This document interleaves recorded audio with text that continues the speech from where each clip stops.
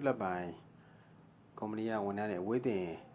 ပညာရေးသွားကြတော့ပညာရေးမသွားခင်မှာတော့ကျွန်တော်နှစ်စဉ်ပေါ့ကျွန်တော်ကုမ္ပဏီတည်ထောင်တဲ့ကကျွန်တော်လက်အောက်ဝန်ထမ်းတွေပညာရေးကျန်းမာရေးစာဝတ်နေရေးနေ့စဉ်တော့ဒီကုမ္ပဏီမှာထမင်းကျွေးတာပေါ့နော်နေ့စဉ်ဝန်ထမ်းတွေကျွေးတာရက်ပေါင်း2000လောက်ရှိပြီပညာသင်သွားတဲ့ခါကျရင်သူတို့မကြောက်မကြဖြစ်အောင်သူတို့ပညာသင်ဆေးပေါ့ကျွန်တော်ကုမ္ပဏီကပေးဒီနှစ်မှာတော့ကျွန်တော်စီကခမန်း12ရက်လောက်ဒီဝေးတင်တက်ကတူသွားတက်ကြတာအဲကျွန်တော်ကုမ္ပဏီကခမန်းစုစုပေါင်းငွေ360ပေါ့ဒါအားလုံးကိုစားဒီမှာစီနီယာကြတဲ့ဝန်ထမ်းကိုစင်မစိုးကျွန်တော်တို့ကဟိုနေပေးတာပေါ့အဲ့တော့ပေးတဲ့စီမှာရွေချက်ရှိပါတယ်အဓိကကျွန်တော်တို့မှာမိသားစုကိုယ့်ရဲ့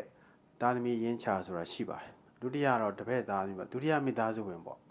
ကျွန်တော်သားလေး2ယောက်ဆိုတော့သူတို့နိုင်ငံခြားအကြောင်းတွေတက်တယ်ပတ်စံတွေတော်တော်ကုန်တယ်ဒီလိုကုန်တဲ့ပတ်စံထက်ပေါ့နော်ကျွန်တော်ရဲ့ဒီဟာဝန်ထမ်းတွေဆိုလို့ရှိရင်သူတို့ရဲ့ပညာရေးကိုလည်းသူတို့စူးစမ်းကြတယ်အဲ့တော့ကိုယ့်ရဲ့မိသားစုကိုယ့်ရဲ့သားသမီးကိုကြတော့လူဝင်ဆန္ဒအကုန်လုံးဖြည့်ဆည်းပြီးတော့ကိုယ့်ကိုတကယ်တမ်းကိုညီထောက်ပံ့တဲ့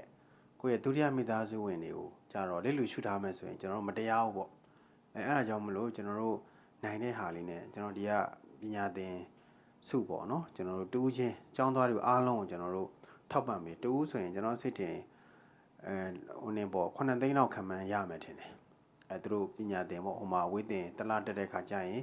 စားစီတောက်စီလေးပေါ့နောက်ကျွန်တော်တို့လစာရေးလဲကျွန်တော်တို့မဖြတ်ပဲနဲ့ပြီးတယ်သူတို့ရဲ့တတ်မှတ်ထားတဲ့ပညာသင်တဲ့ရက်လေးပေါ့နော်သူတို့တွေတော့အထောက်ပံ့ဆရာတို့ထောက်ပံ့ရလားရပါတယ်ဆရာဟုတ်လားဟိုရရင်ကလေးလေးတွေကိုကော်ဖီတိုက်ကတော့ပါလားအဲ့ဒါပါလားကော်ဖီတိုက်တာပါတယ်ဖုန်ကြောင်ဘောပါတပည့်တွေသူတို့အလုပ်ကမှာတော့ဖျားလေးရှိတော့ကြောင်းတက်တော့သူတို့ချစ်ခင်မျက်နှိုးတဲ့တငယ်ချင်းပေါင်းသင်းလေးနဲ့ကော်ဖီတောက်လိုက်လူကင်းလေးကြည့်လိုက်ဟုတ်လားအဲ့ကြောင်းတက်ပြောလားဆရာပြောပါရဲ့ဆရာအလုပ်တဲ့ဆိုင်ကြောင်းမှပို့ပြောတာအဲ့ကိုစမင်းဆိုဟုတ်တယ်အရင်ပတ်ဆိုင်မတောင်းရဘူးဆိုကိုပြောဖို့ကောင်းတာ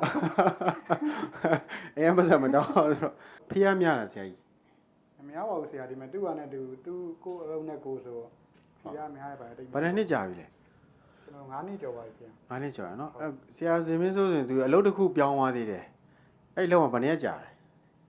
3ရက်ပဲကြာတယ်3ရက်ပဲကြာဘယ်ကိုပြန်ပြေးလာဒီကုမ္ပဏီစုကပိုင်ကုမ္ပဏီပဲကုမ္ပဏီပြန်ပြေးလာတယ်အဲ့တော့ तू ကတော့ဒီလိုပေါ့လေဟိုအလောက်ကန်ခွင်လန်းလေး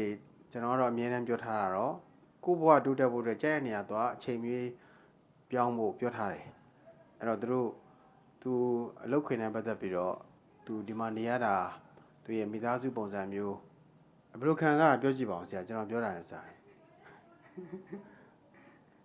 ဘလို့ဘာလို့ဒီပြန်ပြေးလာလဲလို့ပြောဟိုမှာကျ